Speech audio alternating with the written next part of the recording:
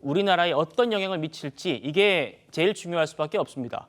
제일 먼저 떠오르는 건요. 역시 우리 외교 안보 환경의 변화일 텐데요. 구체적으로는 주한미군 방위비 분담금 문제일 겁니다. 트럼프 후보 얘기 들어보시죠.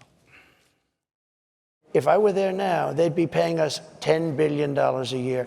And you know what? They'd be happy to do it. It's a money machine, South Korea. 자, 한국은 머니머신이다. 100억 달러, 우리 돈으로 내가 대통령 되면 13조 원을 주한미군 분담금으로 내라고 할 거다. 트럼프 집권 일기 때요. 실제로 기존 우리가 내던 것보다 5배나 많은 돈 내라고 청구서 밀기도 했었습니다. 센터장님. 예. 제가 알기로 양국이 지금 2030년까지 분담금 협정 타결하지 않았습니까? 그렇습니다. 만약에 트럼프가 대통령이 된다면 이걸 파기할 가능성도 있습니까? 뭐 파기라기보다는 재협상을 요구할 가능성이 있겠죠. 물론 뭐 파기를 전제한 재협상이겠습니다만 말씀하신 대로 12차 한미 방위비 분담금 협상이 지난번에 타결이 됐죠. 그래서 예. 2026년부터 2030년까지 5년간 유효한 그 협정을 이제 맺은 겁니다. 전년 대비 8.3%가 오른 1조 5,192억 원을 이제 2026년 그리고 매년 이제 물가 상승률, 그 이전에는 국방비 상승률을 기준으로 했던 것을 물가 상승률로 이렇게 바꿨는데 방금 트럼프의 발언을 들어보셨습니다만 네. 뭐 한국을 머니머신이다, 부유한 나라다고 하면서 1년에 100억 달러 같으면 지금 우리가 부담하는 것보다 뭐 5배가 아니라 그보다 훨씬 더 많은 거거든요. 네. 저는 트럼프 이 후보 당시 말한 이 얘기는 사실과 많이 다릅니다. 한국은 전혀 부담을 안 하고 있다. 주한미군의 숫자도 28,000명인데 4만 명 넘는다고 얘기를 했어요. 제가 볼 때는요. 물론 이제 새 정부가 출범이 되면 이 문제에 대해서 재협상을 하자는 요구할 가능성이 현재로서는 많아 보인다는 전제하에 우리가 대비를 해야 될 것 같은데 그 전에 이제 인사들이 2기 행정부 인사들이 꾸려지면 우리 한국이 얼만큼 좀 기여하고 있는지 지금 방위비 분담금이 어느 정도 규모인지 그다음에 한국의 기여 그 역할 이런 것들을 충분히 설명을 해서 네. 합리적인 수준에서 조율해 나가고 우리가 만약에 조금 더 부담을 한다면 미국에 더 우리에게 기여할 부분을 우리가 요구할 부분들을 요구하는 이런 협상이 필요할 것 같습니다. 예. 교수님. 지금 우리 대통령실에서도 이 방위비 분담금과 관련한 입장이 나왔습니다. 저랑 똑같은 질문을 했나 봐요, 기자가.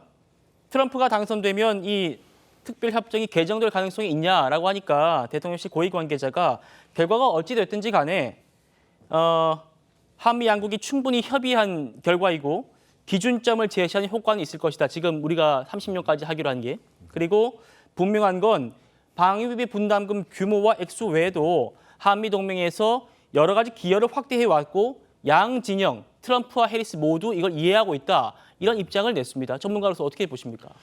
네, 물론 우리 대한민국의 희망사항이죠. 그런데 트럼프 대통령의 과거의 어떤 발언이나 성향을 봤을 때 저는 방위비 협상을 파기하고 재협상에 나갈 가능성이 현실적으로 좀 높다고 생각합니다.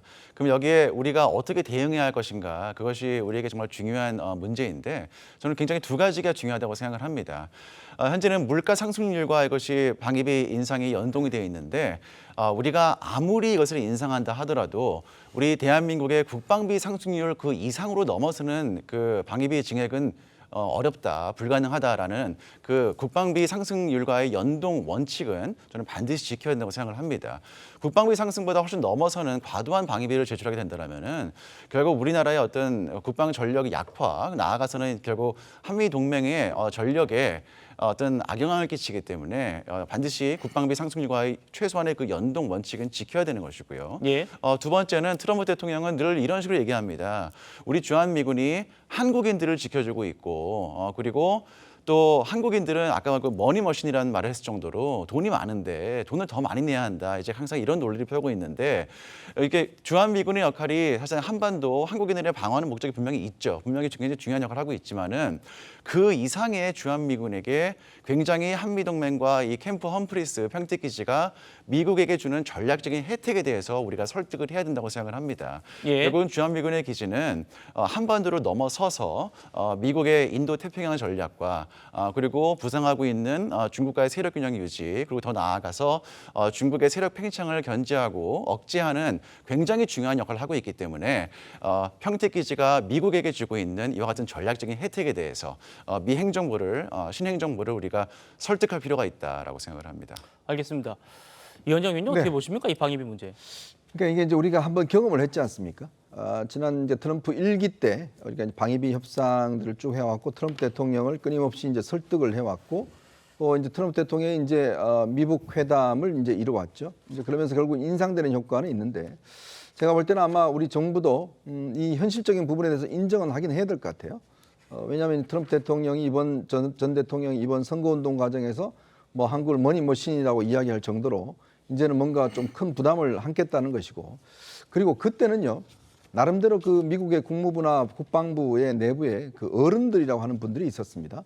그러면 트럼프 대통령이 굉장히 튀는 주장들을 많이 해왔거든요. 결정들을 뭐 미군들을 철수시키겠다든지 뭐 등등 해왔지만 그래도 미국 내에서 그나마 어떤 합리적인 사람들이 굉장히 그걸 막아왔고 또 그걸 버텨왔어요. 근데 이제 아마 이기는 그런 분들이 없을 겁니다. 그러면 예전보다 우리가 훨씬 더 악화된 상황에서 이제 트럼프 정부를 이제 맞이해야 되는 것이고 또 하나는 그동안 윤석열 정부가 주로 이제 민주당을 상당히 어떤 면에서 바이든과 함께 워싱턴 선언을 했지 않습니까? 네. 당시에 이제 워싱턴 선언을 통해서 이제 한반도의 어떤 안전을 했는데 문제는 지금 그 워싱턴 선언의 두 주역들이 지금 미국과 일본의 이 두 주역들이 다 이제 없어진 상황이에요. 자, 그러면 이제 이 워싱턴 선언을 어떻게 승계할 것인지에 대한 이 문제가 또 남아 있을 겁니다.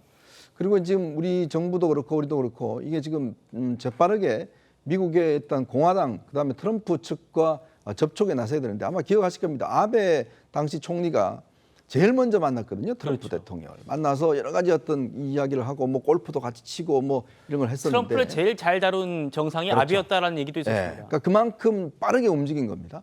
그렇다면 과연 우리 정부는 지금 그 준비를 하고 있는 것인지 그리고 지금 보면 우리 국회도 마찬가지예요. 지난번 전당대회 할 때 제가 알기로 아마 민주당 전당대회만 갔었고 공화당 전당대회는 안 간 걸로 알고 있어요. 우리 국회의원들이.